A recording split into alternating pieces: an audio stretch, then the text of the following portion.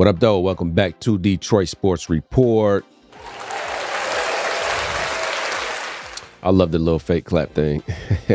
All right, though, yeah. Here we are. We're going to talk everything about Detroit Sports Report, everything about Detroit sports. This is your boy, Chris.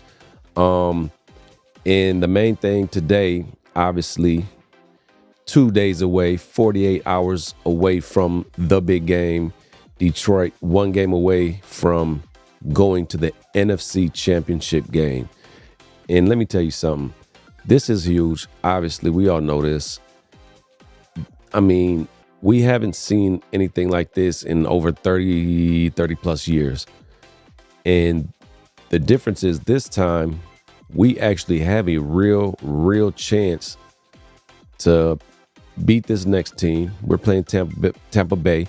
They had a really impressive win last week against Philly. But wasn't really that impressive. I mean, really, they're playing a team that the Philly just kind of nosedived the last 6-7 games of the season. So that, in the name alone, saying they beat Philly, that's big. But really, we know that Philly isn't the same team that we saw last year and in the first half of the season. So they got away with that. And listen, credit to them. They took care of their business. But now they're going to have to come play a whole nother animal, play in Detroit. And for everybody that don't remember, we did play Tampa Bay earlier this season. I forgot week 5 or 6. Somebody in the comments can tell me, whatever week that was. But yeah, and we beat them. So everybody knows that it is definitely hard to beat a team twice in one season. But it's not impossible, so it's definitely not impossible. So this is going to be a very winnable game for us. Honestly, I was more worried about the Rams game because, the Rams, Stafford and the Rams were playing really good football.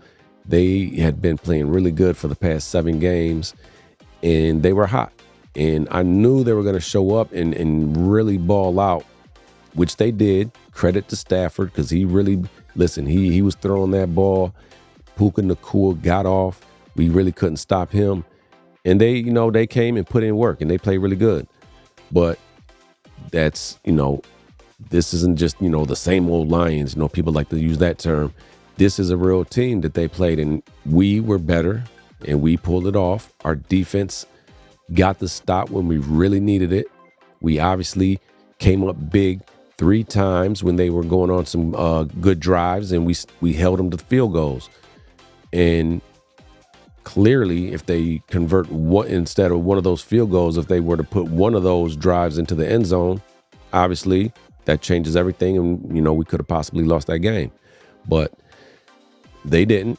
Our defense stepped up. It was kind of like a bend but don't break situation because we definitely weren't like stopping them, shutting them down. They were moving the ball consistently throughout the whole game, but we bent, but we didn't break. And we came up with the stops when we really needed it the most. So that's what our defense did. And obviously our offense did enough in the first half to give us that cushion. And in the second half, really, because when you look at it, we only scored a field goal in the second half. 21 of those, 3 touchdowns in the first half and only a field goal in the second half. So that means our defense did what it needed to do, and our offense put us out front enough to get the job done. So we did what we did. But now, like I said, this Tampa Bay team, I don't think it's a stretch to say, I don't think they're better than the Rams. I don't. Baker Mayfield, he's one of those guys that he can have a good game one week, and then the next game, he can just kind of look like a really, really average to below average quarterback. So I think, just toe-to-toe, head-to-head, and also the fact that we're going to be at home in Detroit, which we earned, I think that crowd is going to be bananas. That crowd, Dan Campbell even said it in one of his interviews. He was like, I've been, around some, in some big games with some really great crowds. He said this one last week was different. He said that place was shaking. And if you think that crowd was shaking, last week, just imagine what it's going to be like this week with a chance to win a game and go to an NFC championship game. The crowd is going to be crazy. And salute to all the Detroit Lions fans that showed up and showed out, because that was huge. And Dan Campbell made a really interesting comment when he said, it's one thing to say, oh yeah, the crowd was great. They did what they did and we really appreciate it. That's one thing. But he said that crowd helped us win this game. I mean, just think about that. He just said that crowd was so crazy and so into it that they helped win that game. The fans helped win a football game. That's how crazy it was. And don't let that go over your head. So if I had some game balls to hand out last week for that game, I would give a game ball definitely to Jared Goff, because he performed and he was throw for throw with Stafford. He did his thing. And I would give a game ball to the crowd, to the Lions fans. All you guys out there that went to the game, shout out to you. You guys get a game ball from me. What does that mean? Hey, doesn't mean much, but hey, I would definitely give the crowd a game ball. That's how live they were. So just make sure when we show up, excuse me, when we show up this week in 2 days, we're going to do the same and even more. So Baker in Tampa Bay is going to have to deal with that. And that's going to be a hard thing for them to deal with. Believe it. And I mean, I just don't think they're going to be able to beat us. It just is what it is. I mean, we already know defensively what they're going to do. It's not a surprise. They're not going to try to trick you and do anything crazy. They're going to blitz. They're going to bring the pressure. They're going to blitz all day. So Goff, knowing that, he's going to have to deal with that. And I can guarantee you, obviously, they're working on that this week, and they're going to continue to work on, Goff and bringing blitzes in practice. And honestly, I think that, Goff is going to pick them apart, because we got a great offensive line, one of the best, if not the best offensive line in the game. Definitely the best offensive line left in the playoffs. And so they're going to do their job. They're going to hold up. And if they bring that extra guy with some blitzes, Goff, number one, already knows it's coming. And number two, they're working on it. He's going to have, people set up. I trust him to get the ball to Sam Laporta on a short route. I definitely trust him to get the ball to Amon-Ra St. Brown on a short route. And we already know when they get the ball, when our playmakers get the ball, them yak yards, we're getting the ball and moving. So it's going to be fun to watch. It's going to be interesting to see how Goff handles that. But I have complete confidence in him. So, but saying it is one thing, showing up and executing is another. And that's obviously what we're going to be waiting for. And it's going to be fun to watch, fun to see. So we're ready for this game. But a couple of things I wanted to talk about. I mean, everybody's first of all, just for anybody who hasn't heard, I'm sure you've heard it everywhere by now, but one key player is back. He is officially going to be playing in the game, and that's James Houston. So James Houston being back is huge. That's not just like, oh yeah, we got another player back. We got a big time piece coming back. James Houston, for everybody that don't know, last year he played in 7 games. And in 7 games, I'm going to show it up here. In 7 games, he had 8 sacks. 8 sacks in 7 games. That man was balling. He was getting to the quarterback. Now, this was a rookie. Last year, he was a rookie out of, Jackson State, playing over there with Deion, I believe. So he came and he didn't play in the first, I don't know, was he injured or what the situation was? I can't remember. Somebody in the comments, let me know if you do know. But he didn't play in the first half of the season. He came in, I believe it was November 24th, game against, was it Buffalo? And he came in, and so he played the last 7 games of the season and had 8 sacks. So that's going to be huge. So now he's ready, he's healthy, and he's ready to go. He's going to be fresh. He's not banged up. He's going to be ready to go. He's going to have energy, and he's going to be able to get to the quarterback, I truly believe. And then also what that does is on the other side of the ball, we know Big Hutch has been balling the last few games. 3 games in a row, he's had multiple sacks. So he's figuring it out, and he's getting to the quarterback, and he's actually not just getting pressure, which he still gets pressure, but he's actually getting to the quarterback and creating sacks. So now you got Hutch, who's been red hot the last few games. Now you got James Houston. That's going to be a hell of a combo for Baker to have to deal with. So I just believe that these guys are going to be getting to that quarterback all game, putting that pressure, and we're going to force Baker into making mistakes. And he's definitely a quarterback that can make mistakes, throw the ball, and he can give it to us on some, throw an interception and, overthrows, underthrows, whatever. So I believe we're going to get the pressure on him and make him make mistakes because of James Houston coming back. That's going to be huge. So that's big news for everybody that doesn't know yet. So that's great. So our defense is coming together. It's getting healthy, and our defense is looking good. And offensively, we know what we got to do. Get it to our playmakers. And when I say get it to our playmakers, it's like, where do I start? Where do I stop? Amon-Ra St. Brown, Sam Laporta, Josh Reynolds was balling. He played great against his old team last week. So we always got him. We got J-Mo. I believe J-Mo, remember last game earlier this season, that great catch J-Mo had, that deep touchdown catch when he was coming this way. He had to readjust and turn and make that great catch in the end zone. So J-Mo, when you bring in that pressure, the thing about it, when you bring in those blitzes, you're going to leave somebody open. And Jared Goff, I believe, is just going to get it to that right guy in the right moments. So look for J-Mo also to make a big play. And then obviously we got a great running game. That's something Philly didn't do. They didn't run the ball well last week. But we have the two-headed monster that has just been hot all year. David Montgomery and Jahmyr Gibbs. So not only can they rush the ball, get yards, through rushing, but, Jahmyr Gibbs out the backfield, I believe he's like our third leading receiver. I believe he has the third most targets. So catching the ball out of the backfield and making something happen is something Jahmyr Gibbs is going to do too, that they're going to have to deal with. Now they have a great linebacker, a very fast, Devin White on that defensive side for Tampa Bay. So he has speed and he's really, really good. So we got to deal with him. That's not, an easy task, but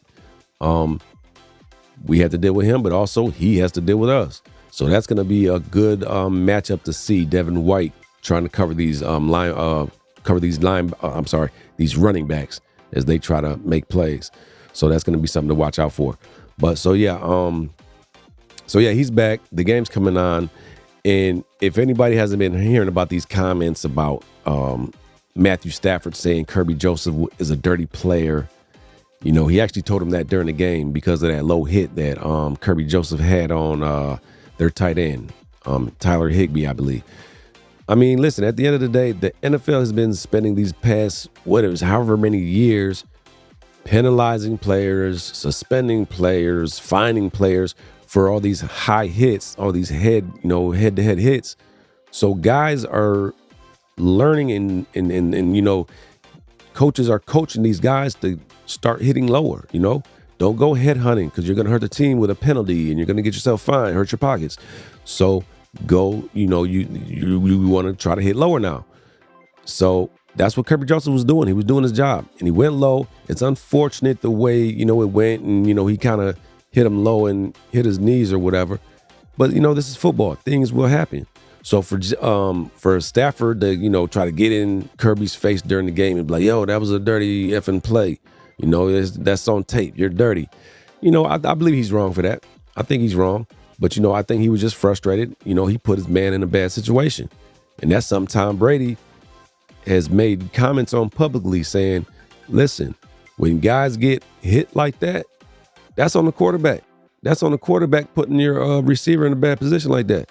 So Matthew Stafford might want to say he's a dirty player, but at the same time, Matthew, don't put your receivers in that situation by putting the ball, giving them the ball like that when guys right there. So Stafford, go look in the mirror, baby.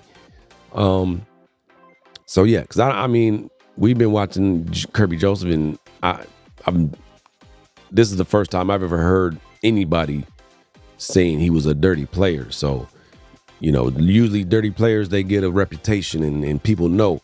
And Kirby Joseph ain't that. So that was just an unfortunate thing that it had to. He got hit like that. But Kirby Joseph was doing his job, going low and not head hunting. So they'll be all right. But why do we still have to talk about this? Yeah, hey, it is what it is. But and the booing situation, we can touch on that real quick. Because Stafford, people say he took a shot at Detroit fans when the reporter asked him, how do you feel? Are you happy for the fans? And he was like, yeah, I'm happy for the players in that locker room. Just like omitted saying that he's happy for the fans, and that was because he got booed. He came out and got booed. But I mean, what do you expect? I mean, listen, when you was here, you was with us. We loved you. We respect you.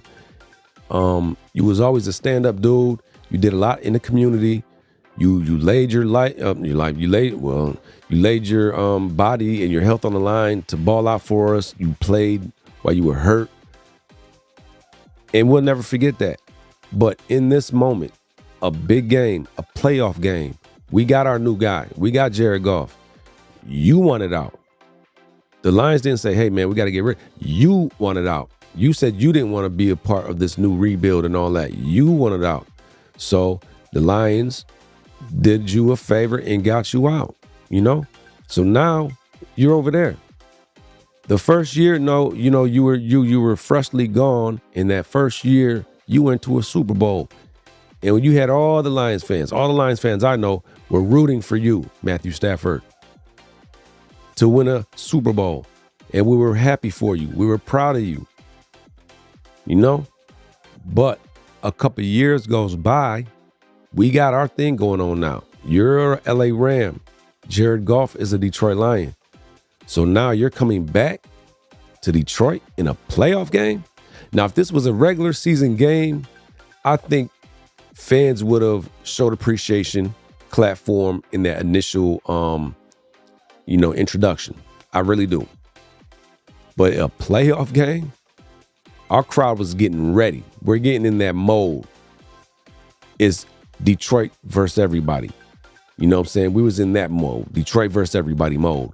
So when you come out, they announce you, sorry, playoff game, loser go home. We wasn't trying to go home. So that was our reaction was, yo, you are the, like you said it yourself. You said, coming into this game, you're the enemy. So when you came out, you ain't with us no more. Right now, in this type of situation, when everything's on the line, first playoff game, first chance to win a playoff game in 30 plus years. Yeah, buddy, you're the enemy. So yeah, you got booed. It is what it is. And after the game, I know he was mad, frustrated, hurt that you just lost a game, a big playoff game. You guys got to go home. So yeah, you was a little salty, and it's all good. You know what I mean? I'm not even mad at you for it, that you mad at us. It's all good. You're mad at us because, we was in the game, we booed you, and then on top of that, our team just beat you. You just lost to your old team. Not only could you not win a playoff game when you was playing for Detroit, now you can't even come back with another team and come and win a playoff game in Detroit. And you was mad, like I said, salty. So you kind of dissed the fans. And like I said, I don't blame you because I'd be mad if I was you. And hey, it's all good. So you're mad. You can go ahead, hold that L, take that L back to LA with you. The L in the LA, get it? Yeah. So go ahead, take that L back to LA, and it'll be all right. Let some time go by, and when you end up retiring and everything, we're gonna show you love, and you'll go in as a Lion or Ram, maybe. I don't know, because I think you're gonna get to the Hall of Fame. I do. I think that Super Bowl really solidified that for Matthew Stafford. But so when that time comes, we'll show you love again. But right here, right now, during them playoffs, no, you were the enemy. Okay. Now, if we play you again at some point in a regular season game where, we don't got everything on the line like that, we might show you a little love. Who knows? Maybe not. I don't know. But during the playoff games, absolutely not. So that's what that is. But yeah, so yeah, I just wanted to get on here, talk about a couple things. My main thing, wanted to give you the James Houston news and just talk about a couple things that were, going around in the media. But yeah, we're 2 days away. Lions versus Bucs. So one thing I just want to say to all the fans: show up and show out again. The Lions gonna need you. They're gonna feed off of that energy in the crowd, and I know the crowd is not gonna disappoint, because I know they're gonna. Well, the energy we had last week times 10, and I know it. So salute to all my Detroit Lions fans out there, man. Show up and rock the building again. So here we go. 48 hours away, baby. We're ready for the big game. And of course, I'll be on to talk about the game afterwards, man. So yeah, make sure you hit the like button, share, subscribe, leave a comment. Let's talk about some things in the comments, y'all. This Detroit Sports Report. Let's get this thing rolling, man. All my Lions fans, peace and love, y'all. We out. What up, though?